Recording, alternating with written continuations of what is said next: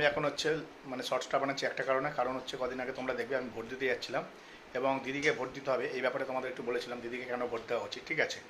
তো যখন আমি ওই শর্টসটা আপলোড করার পর না একটি ছেলে কমেন্ট আসে, দিদি চোর, তুমি চোর, তারপরে হচ্ছে তোমার গাড়ির টায়ার পাংচার হয়ে যাক, তোমার গাড়ি অ্যাক্সিডেন্ট হয়ে যাক, তুমি মরে যাও, এরকম উল্টো সিধে কমেন্ট করেছিল। তো রিপ্লাই আমি তাও লাইক দিয়েছি, ঠিক আছে, হার্ট সাইন দিয়েছি রিপ্লাই। আর আমি নো কমেন্টস লিখেছিলাম। তো যারা যারা দেখেছিল এটা ব্যাপারটা জানো, আর যারা দেখোনি তাদেরকে বলে দিলাম।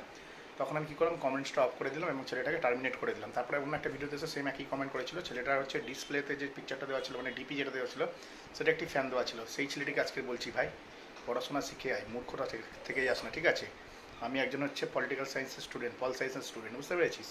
পল সায়েন্স পড়ে এইটুকুনি আমার জ্ঞান আছে যে কীভাবে কী করতে হয় না করতে হয়, আর কী করবো কী বলবো সবই জানি। তাই তোকে বলবো ভাই, তৃণমূল জিতলো, কী করে নিবি? সামনাসামনি দেখা হলে কিছু বলিস, জুতোর মারি মেরে গাল ছিঁড়ে দেবো।